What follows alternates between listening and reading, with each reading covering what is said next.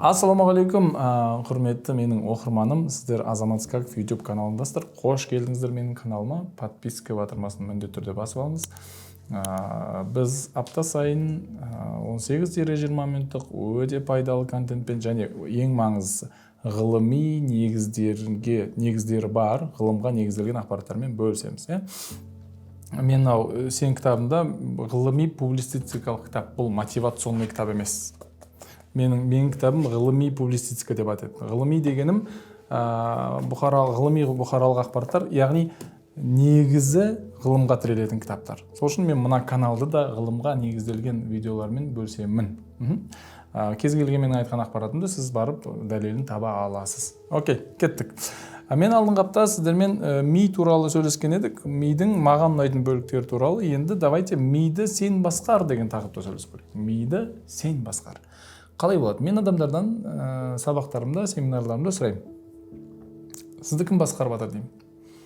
Біреулер түп санам дейді, біреулер бей санам дейді, біреулер сана дейді, біреулер ми дейді, біреулер эмоция дейді, біреулер басқалар дейді. Енді абай атамыз айтпақшы, мен бар және менікі бар. Мені мен менікін шатастырмаңдар дейді. Мені мен менікі ажыраған өлім деп атапты өңшең білмес деген бір сөз бар. Мен мен менікі бір күн ажырайды, оны өлім деп атапты өңшең білмес дейді. Білмейтін адамдар деген сөз ғой. Кітаптарды не қойып қойып, бағана алдыңғы видеода осы кітаптар туралы айтып берген. Окей, енді мынау мені мен менікі деген ұғымды түсініп алсақ. Мен, ол мен. Енді менікі, ол мынау рубашка менікі, мынау телефон менікі, мынау екі кітап менікі, мынау үстел менікі, мынау футболка менікі, мынау қол менікі, мынау бас менікі, мынау шаш менікі. Мише, миді менікі ғой, ми мен емес қой, бұл менікі. Енді Америкада білесіздер бұл ақпарат. Бір кісіге ояу күйінде миына ота жасады, операция. Ол кісі ояу, соны жаңағы мына жерде обезболивающий жасап, миын ашып, соқ операция жасады. Ана кісі өзінің миын көріп отырды камерадан. Енді кім көріп отыр? Мен көріп отырмын. Енді мен дегенім осы жерде рух деп алайықшы, рух, душа, ол мен. Енді біз білеміз, біздің жанымыз бар, жанымыз мәңгі. Бірақ дене бізге уақытша берілді. 80 жыл, 100 жыл, 150 жыл, жарайды сіздер өте ұзақ өмір сүресіздер. 150 жыл, 200 жыл болса да уақытша ғой. Жан ше, барлығымыз білеміз, бүкіл дүнде жан шексіз жанымыз. Енді давайте жанымызбен басқарайық. Енді бізде ождан дейді, қазақта ождан дейді. Біздің ожданымыз ешқашан ұйықтамайды. Ол бар ғой, өтірік айтсам, бір жерде, мысалы бір нәрсе жасырып қалсам, ана ішінде дыз деп сигнал беріп тұрады миыңа. Быз, ұятсыз, өтірікші деп ше, өтірік айтпа деп, ана пим деп ішкі бір әскер ғой ол. Ішкі саған жамандық жасауға рұқсат бермейтін бір әскер. Ол менің ожданым. Енді осы жанымыз, жан дейік, рух дейік, душа дейік, ождан дейік, мидан биігірек. Тіпті қазір ғалымдар жүрек туралы зерттеулерді оқып көріңіздер. Жүрек туралы өте көп нәрсе қазір өте қызық, бұл ғылыми түрде дәлелденген нәрселер. Жүректің нейрондары бар екен дәлелденді қазір. Жүректе есте сақтау қабілеті бар екен дәлелденді. Және жүректің нейрондары мидың нейрондарынан 4 секунд алда жүретін дәлелденді. Америкада мынандай бір қызық оқиға болады. Бір 10 жасар қызды енді бір жауыз өлтіріп кетеді. Содан кейін оның отбасы, ата-анасы рұқсат береді, ағзасын донор ретінде беруге рұқсат береді. Сөйтіп, ол қыздың жүрегін басқа бір штатта мұқтаж бір қызға ауыстырады, жүрегін береді. Енді 10 жасар қыз күнде түнде түс көреді да қорқып оянады, күнде қайталана береді дейді. Сосын ата-анасы сұрайды, не көресің сонда? Бір кісіні көремін дейді, сақалды бір кісі келіп маған тиісейін деп жатыр, нәрсе деп айтады. Күнде сол кісіні көремін. Сосын фотороботын жасайды да, шынымен анау қызға зиян тигізген, анау қызды өлтірген қылмыскер табылады. Бұл кісінің жүрек қана келді ғой, бірақ бұл оны біледі. Сондықтан жүрек туралы өте қызық, оны кейін бір ашып айта жатармыз, бірақ біліңіздер, дінде де пайғамбарымыз саллаллаху алейхи вассалам хадисі бар жүрек туралы. Жүрек дамыса бүкіл дене көркейеді, дамиды, бірақ жүрек шіріп кетсе, ол да бүкіл денеге әсер етеді деген мағынада бір хадисі бар, яғни жүректеріңізге мән беріңіздер деген. Енді давайте біз ойланатын нәрсемізді біз шешейік. қалай ойланатын нәрсені біз шеше аламыз. Егер де мен бүйтіп айтсам сізге, қазір мен 4-ке дейін санаймын, сіз ештеңке ойланбаңыз десем, қызық, мүмкін ба, жасай аласыз ба? Мысалы 1, 2, 3, 4, ештеңке ойланбай тұра алдыңыз ба? Қиын, иә? Тіпті кейбірінен сұрақ болады, мен қалай ештеңе ойланбаймын деген сұрақтың өзі ойлану. Мен бір офлайн тренингте өсіп жасатқан кезде бір жігіт күліп айтқан, кімде қолынан келді, ешкім қолынан келмеді, бір жігіт күліп айтады, мен даже бүйтіп ойладым дейді. 4 секундтың ішінде барлығы, мен сөйтіп істей алдым десе, мен де сөйтіп айта салайын деп ойладым. Бұл уже стратегия құрып қойған. Не то, что ойлану, бұл стратегия құрып қойған. Сондықтан ойланбау қиын, оны басқару қиын. Енді давайте, егер мен ойлануымды басқара алмайтын болсам, давай мен мына миыма кіретін ақпаратты басқарайын. Не кіріп жатыр мына жаққа? Тура білесіздер, мысалы junk food, fast food асқазанды қинайтын болса, қорыту қиналатын болса, дұрыс емес тамақ. Junk деген мусор ғой, мусорная едан жеңіз асқазаныңыз қорыту қиналатын болса, junk information болса ше, мусорная информация болса, миыңызға кірсе тура солай қорытуға қиналады. Енді миыңыз ешқандай сөзді просто так жібермейді. Ол мынандай сұрақ сұрайды: біз не үшін естідік бұны? Біз бұнымен не істеуіміз керек? Сіз жай ғана өлең тыңдап отырсыз, ол өлеңді боқтап жатыр, өте ауыр. Сондықтан миыңызге өте қызғаншақ болыңыз. Мен миыма ақпараттың кіруін қадағалағым келеді. Мен миыма мусордың ақпараттың кіргенін қаламаймын. Окей? Сондықтан junk information'нан аулақ болыңыз. Енді қандай информация бар? Әрине, бірінші ойға келетін ол телефон,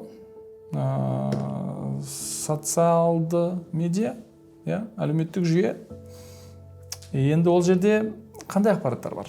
Мысалы, мынандай бір статистика бар. Телевидениеде және жаңалықтар порталында негативті ақпараттар өте көп қаралым жинайды екен.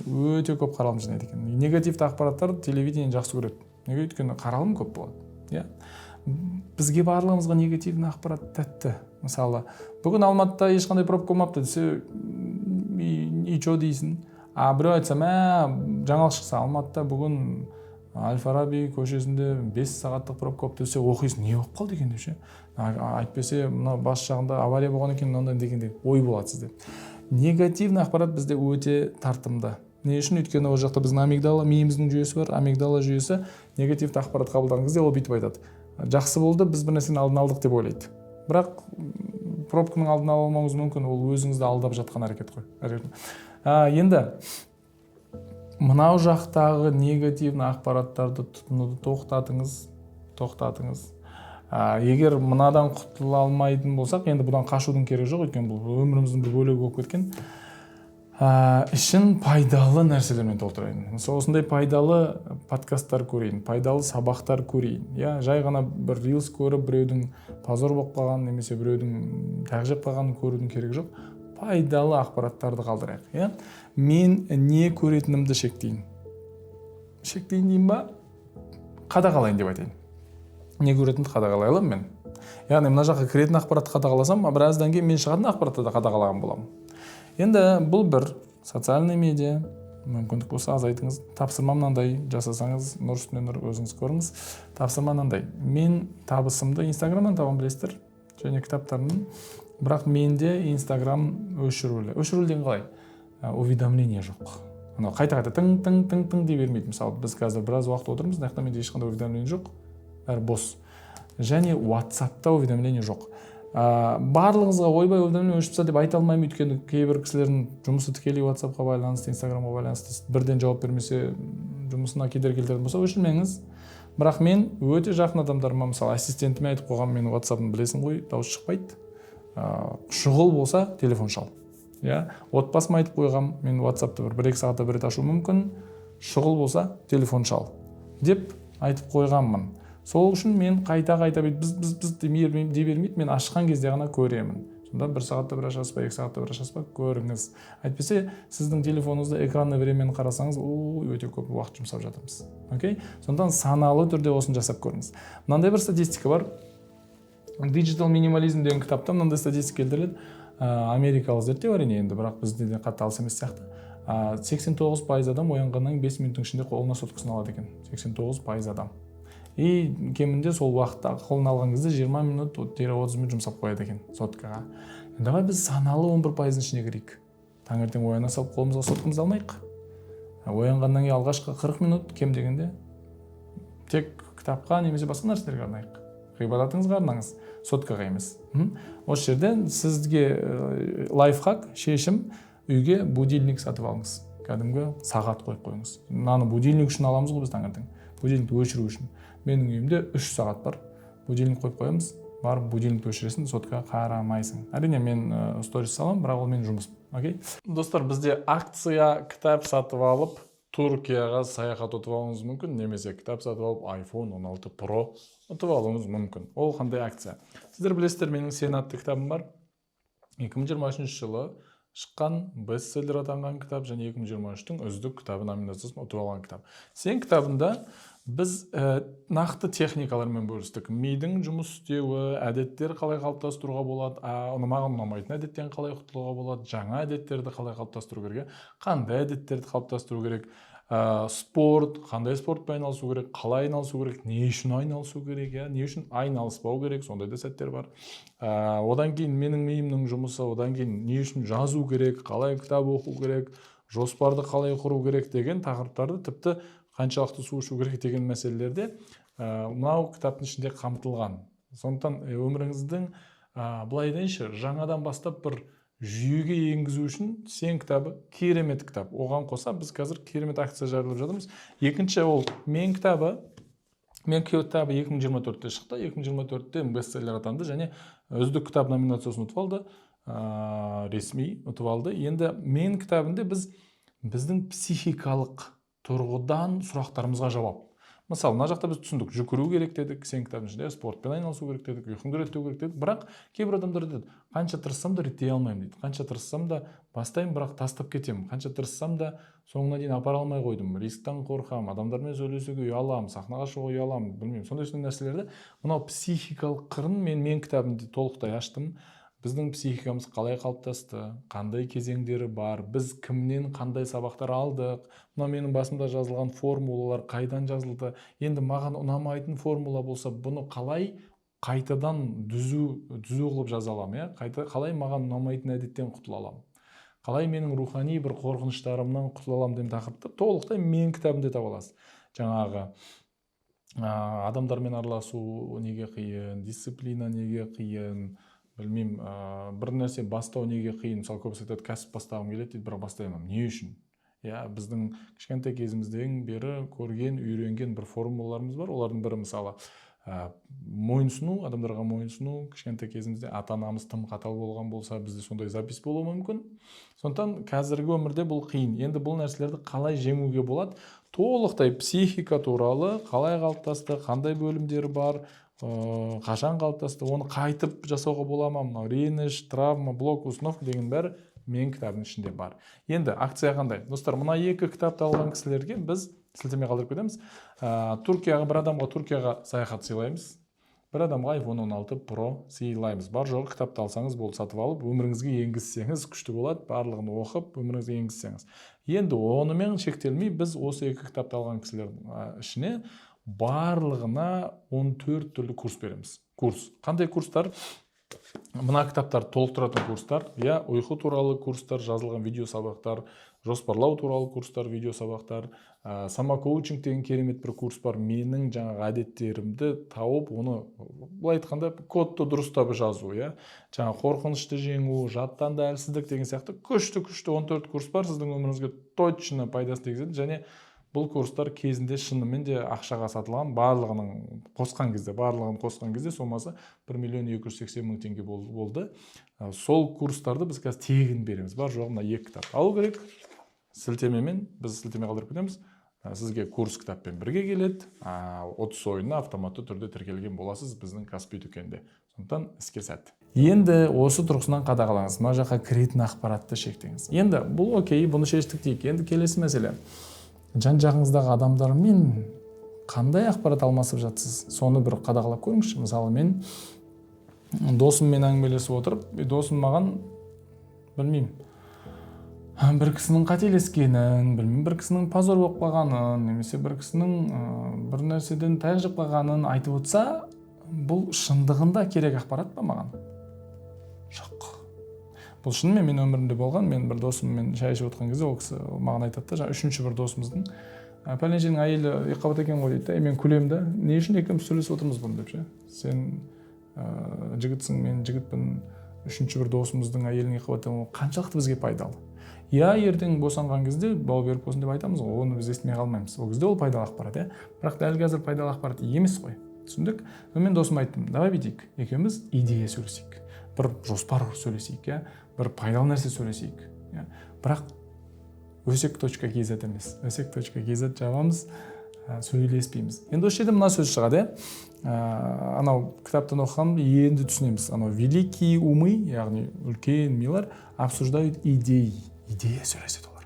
Қалай пайдалы бола аламыз, қандай пайдалы бір нәрсе істей аламыз. Давай оқырмандар клубына ашайық, давай жүгіру клубына ашайық, давай бүйтейік, сөйтейік, деп идея сөйлеседі. Великие умы. А посредственные умы, анау төмен милар, олар обсуждают людей дейді. Сіз идея сөйлессеңіз, сіз великий умдардың қатарындасыз. Егер сіз адамдар туралы сөйлессеңіз, өсек айтсаңыз, ол төменгі милардың қатарындасыз. Күшті сөз, маған ұнайды. Великие умы обсуждают идеи, посредственные умы обсуждают людей. Болды. Мен жан-жағымдағы адамдарға айтып қойдым. Маған тікелей қатысы бар адамдарға айттым, давай бұл тақырып сөйлеспей қояйық. Давай бұндай өсек не сөйлеспейік, давай пайдалы нәрсе сөйлесейік. Яғни бұл ақпараттың кіру каналын да мен реттеп қойдым. Кейін жай ғана білсем болды, ақпарат болса болды деп білетін ақпараттарым бар. Мысалы, сіз былай елестесек, ұшақта отырсыз, мен басымнан өтті, кітап оқып отырмын, сосын жаңа айтты, жаңа құрметті жолаушылар, біздің ұшағымыз төмендеуді бастады деді.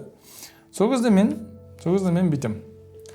Ана қарағым келіп, кітабымды жауып, ана нені қарағым келіп тұр, қанша минуттен қонады деп қарағым келіп тұр. Соны қазір қарайым дедім де, бітіріп тастайын, сосын қарайым деп отқан кезде ойыма келді. Не үшін мен қараймын? Ал мен кітабымды тастадым да қарадым. 18 минуттен қонады екенбіз. Бұл ақпарат сізге қаншалықты пайдалы? Ұшақта отырсыз, жарты жолдан түсіп кете алмайсыз. Қонғанын жіберіп қоя алмайсыз. Білмеймін, қонған байқамай қалуыңыз мүмкін емес. Остановкаңыз пропуск етуі мүмкін емес. Не үшін қараймын мен онда 18 минут қалғанын? Қарамайым деп шештім. Жоқ, қонған кезде білеміз дедім. Қарашы, бұл кішкентай ақпарат болса да жаңа 18 минуттан кейін қонатындамыз. Бірақ бұл белгілі бір мегабайтын менің миымдағы белгілі бір мегабайт алып қояды. Сол үшін мен бас тартамын. Мен таңертең бүгін қанша градус ыстық болатынын қарамаймын. Білмеймін, сізге тікелей қатысы пайдалы ақпарат болса, қараңыз. Онда қарама деген әңгіме жоқ. Мысалы, бүгін не киемін деген сұрақ бар болса, сізде қараңыз. Бүгін күн жылы болса, мынаны кейін, соқ болса, мынаны кейін десеңіз, қараңыз. Әсіресе ханымдарда ондай болады. Менде, білмеймін, еркек ретінде мен бір 3-4 ақ футболкам бар, 3-4 қара футболкам бар. Бұл мен күн ыстық болса да, суық болса да киемін соны. Мынаны киемін. Бұл сондықтан мен үшін ауа райы ақпарат маған пайдалы ақпарат емес, оны да тыйып тастағанмын мен. Пробка деген ақпарат. Үйден шықпай тұрып қарасаң, қай жолмен барайын деген егер таңдау бар болса, бұл пайдалы ақпарат. Егер жоқ, сен таңдауың жоқ, бірақ жолмен баратын болсаң, оны да қарау тиімсіз. Не үшін мен ақпарат маған? Жарайды, қатты пробка болып тұрғанын білейін, жарайды, 1 сағатта баратын білейін. Ол қаншалықты пайдалы ақпарат. Яғни, достар, сіздер өздеріңіз шешесіздер. Мен сіздерге мынаны бүйт, мынаны сөйт деп айтпаймын, бірақ мен мысал келтіріп жатырмын. Сондықтан әркімнің өзінің пайдалы ақпараты бар, пайдасыз ақпараты бар. Екеуінің ара жігін ажырата алыңыз. Пайдасыз ақпараттан неғұрлым алшақтайсыз, соғұрлым миыңыздың ресурсы пайда болады, соғұрлым пайдалы контенттерге уақыт бөле аласыз. Окей? Рахмет. Сәттілік. Тапсырма мынандай, бір апта қандай контент маған пайдалы, қандай әңгіме пайдалы екенін анықтаңыз, пайдасыздарды тоқтатыңыз. Сіздермен болған мен Азамат Скаков. Келесі видеоларда жолыққанша.